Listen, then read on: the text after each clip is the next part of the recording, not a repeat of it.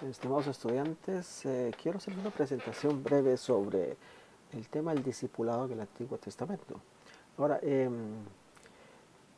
estaba pensando darle esta o no, pero quiero incluir en esta semana porque se genera mucha confusión y se cree que el discipulado es algo puramente, en cuanto a teología del discipulado, se cree que es algo puramente del Nuevo Testamento. Y ahí sale mucho esa frase trillada de Mateo 28, del 17 o el 18 al final, y constantemente la gran comisión, la gran comisión, la gran comisión.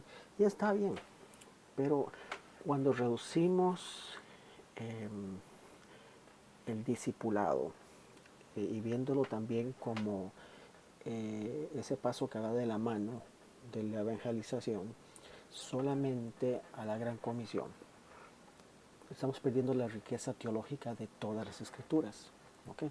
Entonces, quiero hacerles una presentación breve sobre, veamos cómo desde el Antiguo Testamento el plan de Dios de formar su pueblo era el discipulado.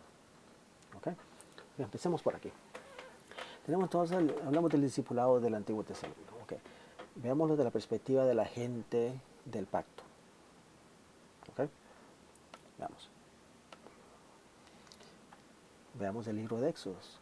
Vean todos los capítulos que tenemos de todo el libro de Éxodo. Vamos a hablar de Éxodo, la teología de Éxodo del discipulado, muy brevemente. Okay. Veámoslo para luego aterrizar un capítulo específico que quiero, pero veámoslo, Éxodo capítulo 1 al 2, una breve perspectiva.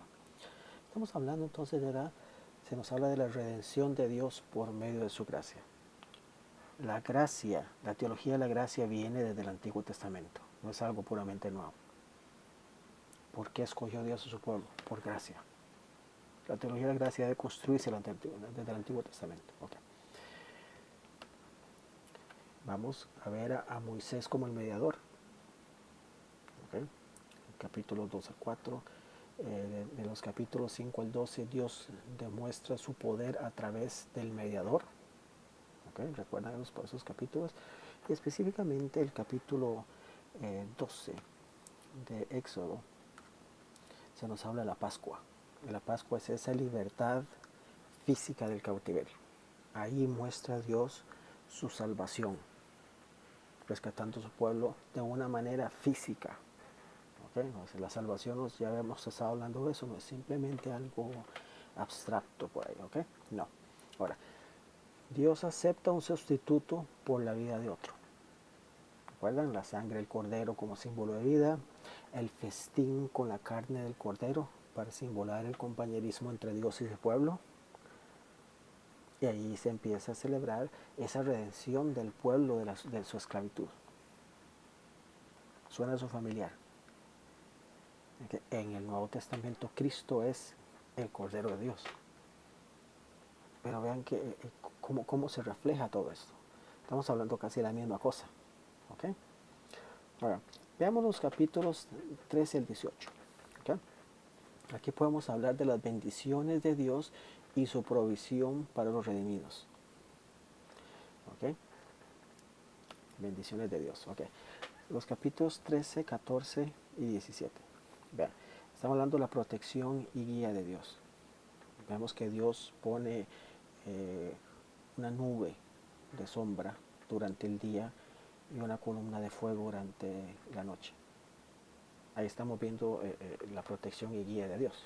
¿Okay? Los capítulos 15 y 17 nos demuestran las necesidades físicas del pueblo. Vean cómo está bendiciendo Dios y proveyendo para su pueblo, sus redimidos, dándoles protección y guía, y ahora brindándole atención a esas necesidades físicas. Se habla del maná, del agua, de la carne. ¿Recuerdan?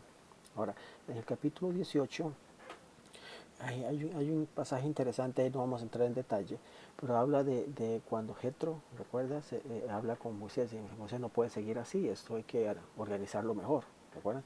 Entonces, cómo Dios usa Jetro para hablarle a Moisés de manera que pueda ayudarle a atender su pueblo. ¿Okay? Ahora, de los capítulos 19 al 24. Aquí podemos ver que Dios les ha demostrado lo que puede hacer. ¿Qué puede hacer? Veamos. Primera parte que puede hacer, los redime por medio de su gracia, por medio de un mediador. Hablamos de la Pascua, ¿cierto? Ahora hablamos de una bendición y provisión, ya le hablamos. Ahora, Dios ahora les presenta el pacto. Ya los sacó de la esclavitud, ya les dio por medio de su gracia, les dio esa salida. Luego les ofrece bendición y provisión. Ahora les ofrece el pacto. Dios les ha redimido por gracia y ahora en fe les llama a aceptar su pacto. ¿Ven qué lindo? ¿Qué va a hacer el pueblo ahora? Ya Dios les ha demostrado. No es que Dios les ofrece el pacto y les dice, ahora sí yo les voy a... No, que ya se los había demostrado. Y por supuesto después del pacto los sigue demostrando en diferentes formas, pero ya se lo había demostrado. Okay. Veamos los objetivos del pacto. Y yo creo que es importante aquí que ustedes tengan en mente el capítulo 19, versos 5 y 6 específicamente. Okay, vean. El pacto es comunal. Por tanto, incluye individuos, no lo opuesto. La semana pasada había hablado de esto, ¿recuerdan? El pacto es primeramente comunal. Y aún hoy, en la época del Espíritu Santo, en el Nuevo Testamento, el trato de Dios, el contrato de Dios con su pueblo redimido es comunal. El problema es que hemos dado muchas malas interpretaciones individualizándolo. Es que mi salvación, es que la salvación es para mí, la salvación es para el otro, no, es para su pueblo, para el pueblo de Dios, para la iglesia. ¿Okay? Y Dios busca en su pueblo dos características. El pueblo de Dios debe cultivar dos características dentro del pacto. Miren qué lindo esto. Ministerio, que trata de hacer, y carácter, que trata de ser. Entonces, Dios llama a su pueblo a ser un reino de sacerdotes. ¿Lo ven? Y el carácter, el ser, Dios está llamando a su pueblo a ser una nación santa. Estoy muy seguro que eso ustedes le llama un pasaje, le llama un eco ahí, un pasaje en Pedro, ¿recuerdan? Okay. Como parte del ser un reino de sacerdotes es que Dios llama a su pueblo a ministrar. Y ministrar no significa ponerle las manos a alguien y orar por alguien. No, en la teología bíblica, ministrar se trata de enseñar e interceder a otros pueblos en su nombre. Ve que la intención de Dios nunca fue que Israel se quedara sola para sí mismo. Y ese fue su pecado de Israel. Y eso fue lo que le llevó a la ruina.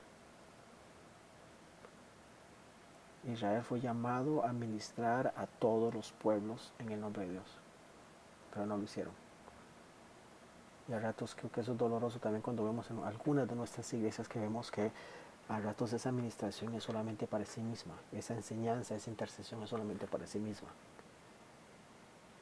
Y se nos olvida que no, es para todo el mundo, todos los pueblos. ¿Ok? Y vean el ejemplo de Moisés y Aarón. Como clásicos ejemplos de el ser un reino de sacerdotes. Vea que de Aarón vino todo el linaje de sacerdotes, todas las funciones que iban a ejercer en el templo, relacionado con los levitas y todas esas cosas. ¿Recuerdan? Toda esa teología se desprende de aquí. Dios llama a su pueblo a hacer. Hacer es ministerio. Y hacer un reino de sacerdotes, un reino de personas que son llamadas a enseñar e interceder. ¿Okay? Ahora, en cuanto al carácter, el ser una nación santa, Dios llama a su pueblo a dar testimonio de transformación, dar testimonio de ese carácter que se ha construido para afectar a otros pueblos. Esa transformación no es algo que nos lo guardamos para nosotros mismos o solamente para la iglesia. Esa transformación es algo que fluye en nuestro carácter. algo de transformación que el Espíritu Santo hace dentro de su iglesia. Y por supuesto dentro de la iglesia están los individuos, pero primero está la iglesia, para afectar a otros. Y es aquí donde vemos los atributos de Dios. Y vean que fácilmente esto liga con la idea del fruto del Espíritu. El Espíritu empieza a trabajar en nuestras vidas de manera que empezamos a dar testimonio de un carácter transformado, que somos una nación santa. Y de manera que el pueblo de Dios empieza a imitar los atributos de Dios. Ven que aquí estamos hablando de una teología de santidad. Okay. Pero no sé si me siguen con esto. Okay.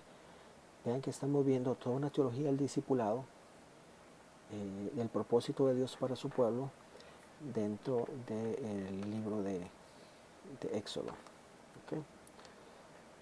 Ahora, veamos que también en esos últimos capítulos de Éxodo, Dios llama a su pueblo a, estamos hablando de los medios para cumplir con los objetivos del pacto. Veámoslo. Okay. Vivir bajo la autoridad, sumisión y obediencia del rey, como reino de sacerdotes. Somos un reino de sacerdotes porque hay un rey. Ve que la misma idea del cuerpo de Cristo y Cristo su cabeza, aquí la misma idea. El pueblo de Dios y la cabeza que es Cristo, Dios como rey.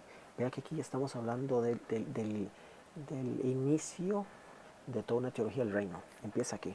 La teología del reino empieza aquí. Somos llamados a vivir bajo la autoridad del rey. ¿Okay? Vivir en compañerismo, esa imagen trinitaria de Dios, con otros que buscan seguir al rey. Y es aquí donde la Trinidad nos sirve como un ejemplo a seguir en la manera como vivimos como iglesia, en ese compañerismo. ¿Por qué? Porque queremos vivir con aquellos y dar testimonio a aquellos que quieren venir y unirse a nuestra iglesia, pues quieren seguir al rey. Y hablamos también del elemento de fe. El elemento de fe nos habla de que hay que confiar en la relación del pacto. Entonces, los medios para cumplir los objetivos del pacto, que es ser, hacer y ser en cuanto a carácter y hacer en cuanto a ministerio, como una nación santa, como un reino de sacerdotes. Entonces Dios también nos está llamando a confiar. Entonces dicen, bien, vivan bajo la autoridad mía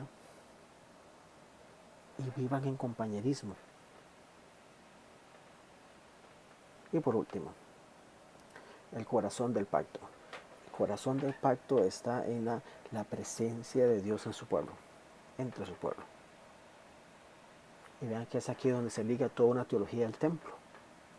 Pero vean que se trata del tabernáculo, se trata del templo, pero vean que después, desde ese momento en el Antiguo Testamento y principalmente los profetas nos empiezan a recordar que ese nuevo templo que Dios iba a construir iba a ser en la persona de Cristo. Y nosotros como cuerpo de Cristo, Cristo a la cabeza, nosotros como cuerpo de Cristo, la iglesia, somos parte de ese templo. ¿Ven qué interesante?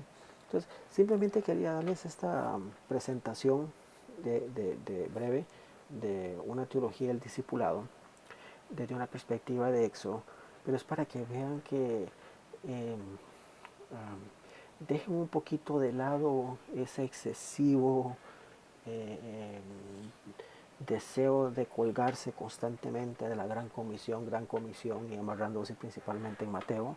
Pues también hay algo en Marcos y en Hechos, como algunos lo hacen, pero vean que es algo más amplio, es algo que viene desde el Antiguo Testamento.